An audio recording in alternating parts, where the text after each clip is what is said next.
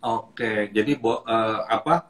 Kalau kita punya penghasilan itu bukan berarti kita nggak boleh menikmati, tetap boleh, tapi ada porsinya ya Mas ya. Dan Porsinya Mas. Betul. ya tadi yang pertama adalah ini sangat bagus sekali ya buat teman-teman yang masih muda gitu ya. Pertama adalah kita harus berani menyisihkan gitu ya, jangan disisakan gitu ya. Kalau bisa disisihkan di awal, mau investasi berapa, sisanya terserah mau buat konsumsi, mau buat termasuk membeli apa ke apa Ya, barang-barang keinginan kita. apapun Kalau lah ya, cewek, yang mana suka lah ya ibaratnya. iya.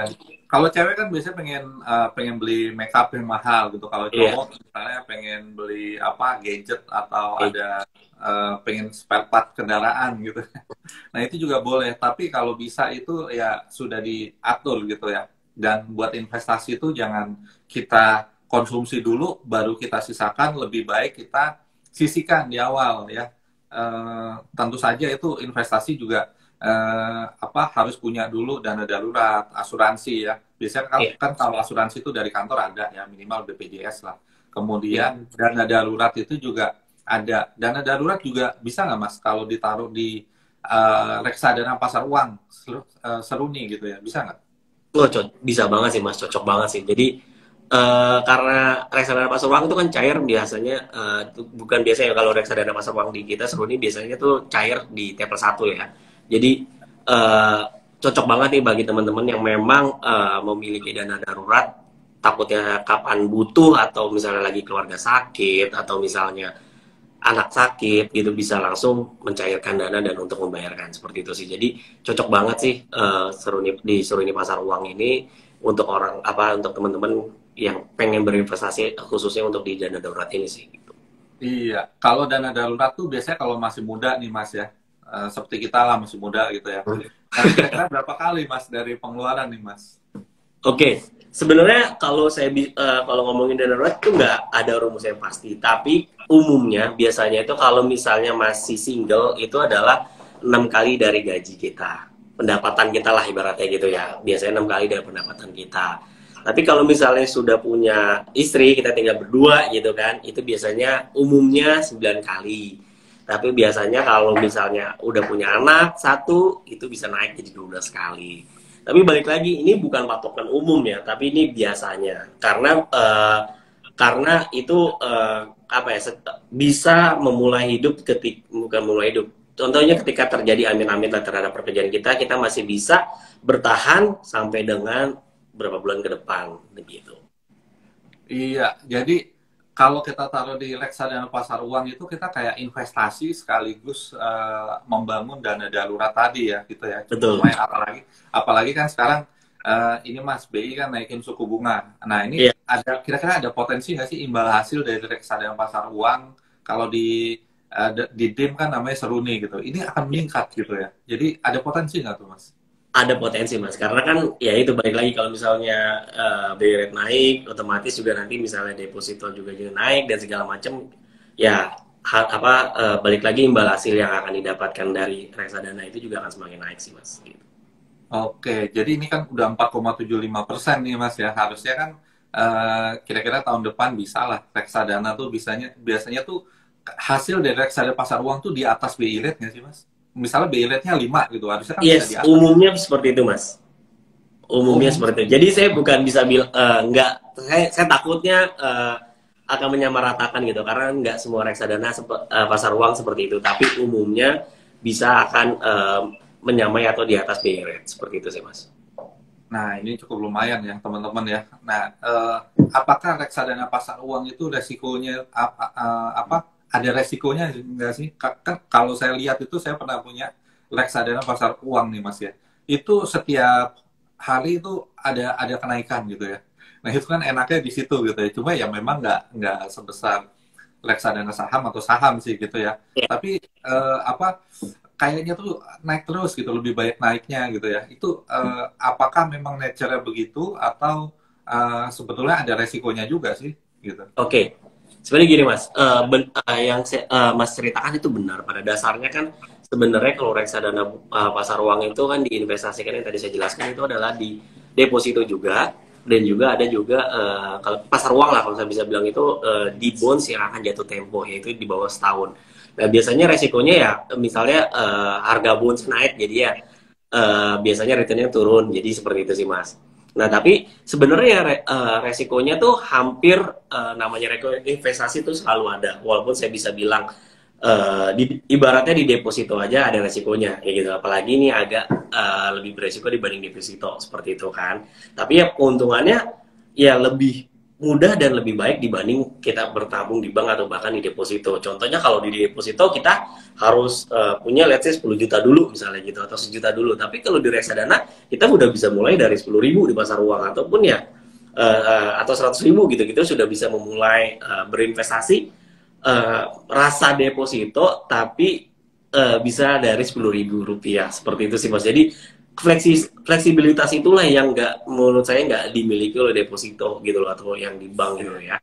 Kenapa? Karena ketika kita butuh uang, kita nggak harus capek-capek break itu reksadana, jadi nggak ada penalti lah kalau Iya. kita bilang ya. Kalau Jualnya deposito tinggal kan jual kita, gitu, nggak deposito yang harus ada break dan ada penalti iya. seperti itu sih mas. Iya, jadi ya kalau reksadana pasar uang bisa diambil kapan aja gitu ya. Dan Iya, teman-teman yang sudah berumah tangga ya, silakan membangun apa tadi dana darurat dan gitu ya darurat. dengan reksadana pasar uang. Nah ini Dim nih modalin kita nih teman-teman ya 100.000 ya, mulai kita disiplin menyisihkan uang, membangun yang bagi yang belum punya dana darurat, mulai kalau investnya 2 juta ada potensi dapat 100.000 ya teman-teman ya, hingga Betul. akhir bulan ini aja gitu ya. Pakai kode yang di bawah nih, invest day op gitu ya. Mas ini sudah banyak pertanyaan nih ya gitu ya, sekitar belasan nih. Kita Ya, mungkin menjawab dulu pertanyaan ya Mas ya. boleh boleh Ini mas. dari Ki ya, pertanyaannya adalah terkait dengan perekonomian global nih Mas. Bagaimana untuk ancaman resesi tahun 2023 gitu. Jadi ada ancaman nih Mas dari si resesi ini. Kira-kira seperti Oke. apa Mas? Oke, oke, menarik banget sih, ini banyak banget ya yang lagi ya pening, apalagi terutama yang beberapa influencer juga ngomong bahwa resesi 2023. Tapi kalau tadi saya bisa bilang sih, kalau dari pandangan fund manager kami, bahwa Indonesia masih cukup stabil untuk masuk ke dalam zona resesi, saya bisa bilang. Mungkin sedikit gambaran tadi dari mungkin kalau yang tadi Mas juga Mas Rasid juga bilang bahwa kayak di Eropa, di Amerika memang mereka udah akan masuk jurang jurang resesi, di mana juga dengan suku bunga mereka juga tinggi dan lain-lain. Tapi di Indonesia neraca perdagangan kita masih aman, terus juga ekspor kita masih bagus segala macam. Maksudnya kegiatan ekonomi kita tuh masih cukup mumpuni untuk menahan hal tersebut. Jadi sesuai dengan pandangan fund manager kami, bahwa ke 2023 pun equity masih bagus, at least sampai dengan di tengah semester gitu. Baru nanti kita lihat akan view-nya ke depan, apakah memang masih akan strong di equity atau enggak sih. Jadi kalau dengan kita bisa bilang dengan memilih equity, berarti ekonomi kita juga masih bagus sih ke depannya. Nah, ngomong-ngomong soal equity nih Mas. Mau tanya dikit, kira-kira Ya, ISG akhir tahun ini bisa nyampe berapa ya Mas ya? oke, sebentar. Dari kita tuh kita punya, bentar ya saya cek. Oke, dari fund FM kita ya, kalau kalau kita dari base-nya itu kita di 7.350. Tapi kalau kita bisa bilang kalau marketnya bull itu kita sampai ke 7.800 sih mas. Ya, Oke, 7.800. Mungkin tahun depan bisa 8.000 lah. Kan biasanya pertumbuhan itu sekitar 10% ya. Kalau iya, 7.300 tambah 10%, wah 8.000 bisa dicapai tuh tahun depan ya. Syukur-syukur ekonomi kita juga ini ya, eh, tumbuh cukup baik gitu ya. tumbuh cukup Nah, baik. ya tadi dari, oke, semoga terjawab ya dari Ki ya. Oke teman-teman ya, tadi saran dari pertama itu adalah kita dalam berinvestasi harus berani. Nah ini sama dengan tagline aja nih, berani investasi, mulai investasi ya teman-teman ya, khususnya di reksadana DIM gitu ya. Pakai kode InvestDOK ya, nanti minimal 2 juta beli reksadana DIM, nanti dapat sekitar 100.000 ya, periodenya hingga akhir bulan ini gitu ya. Oke Mas, kita cari pertanyaan gitu ya. Selanjutnya adalah, nah, ini dari Mbak Erika nih. Pertanyaannya adalah, reksadana apa yang cocok sebagai investasi di saat inflasi tinggi seperti saat ini gitu ya? Oke, kalau tadi yang saya bilang pandangan fund kami bahwa saat ini equity tetap masih bisa di koleksi bagi investor ya. Tapi balik lagi, investasi itu gini. Baik, tadi kan yang saya udah bagi dua, saya agak takutnya jadinya agak menjawab pertanyaan ini jadi membingungkan pertanyaan orang lain. Jadi gini, investasi itu tergantung dari diri kita sendiri ya. Yang tadi ada yang momentum ataupun yang orang yang suka di apa dollar cost averaging. Nah, kalau bagi orang yang investasi yang memang rutin, itu kita nggak perlu takut nih dengan keadaan seperti ini gitu, karena kita investasinya memang rutin. Tapi ketika untuk yang memang yang momentum seperti ini, ya memang kita bisa ada dua hal. Tadi yang saya bisa bilang equity itu pertama bagus, atau yang memang baik masuk di money market gitu. Jangan yang masuk di pendapatan tetap atau bond seperti itu, karena harga emas lagi jatuh seperti itu, jadinya lebih baik masuknya ya either remain di safe, yaitu di money market, atau ya kalau mau masuk ke equity sekalian, seperti itu sih Mas. Oke, Mas, tadi kan Mas bilang equity masih bagus nih. Kira-kira sektor apa sih saat ini yang kira-kira bakal cukup bagus gitu ya? Ini menyambung tadi ya, tahun depan kayaknya ekonomi global ada sedikit turbulence gitu ya. Nah, kira-kira sektor apa Mas yang bisa diperhatikan dari di...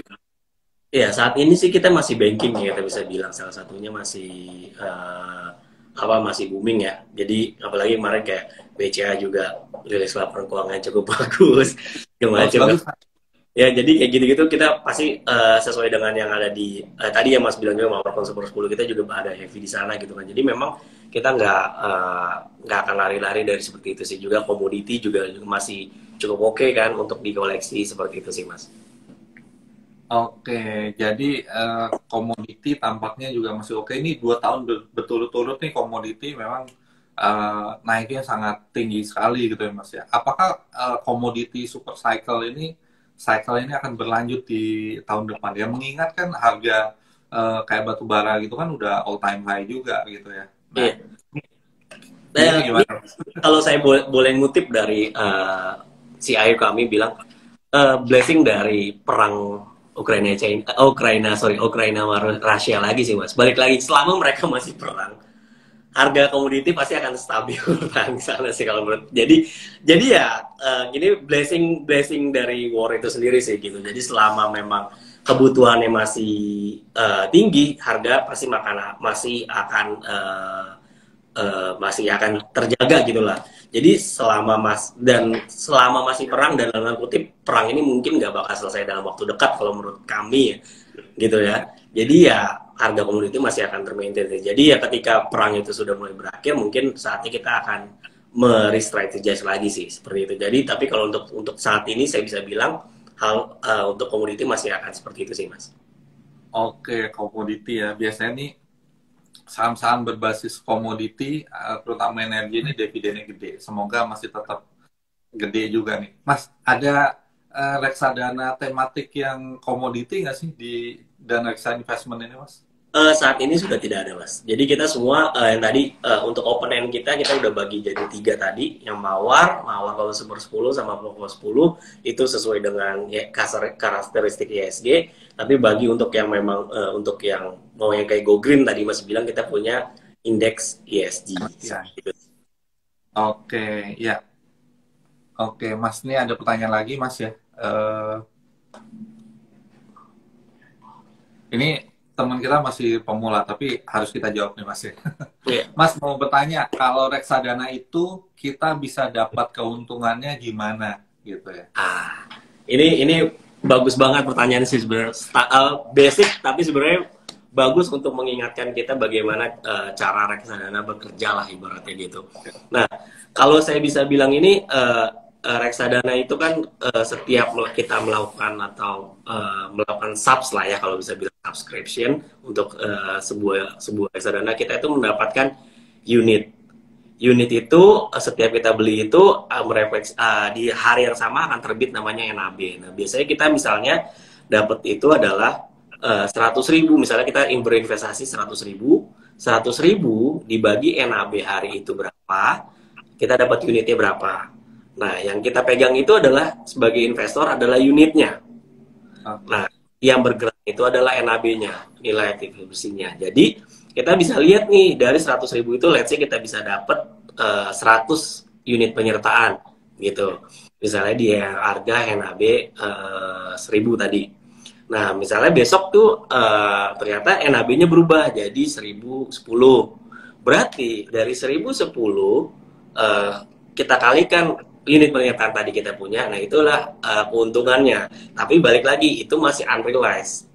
Untuk realize-nya gimana? Kita harus jual terlebih dahulu, baru kita mendapatkan gain. Jadi di sini adalah untuk mendapatkan keuntungan dari reksadana itu adalah selisih dari NAB setiap harinya. Seperti itu sih, Mas. Mas, kalau ada misalnya reksadana sahamnya bagi dividen, masuk nggak tuh Mas ke NAB-nya?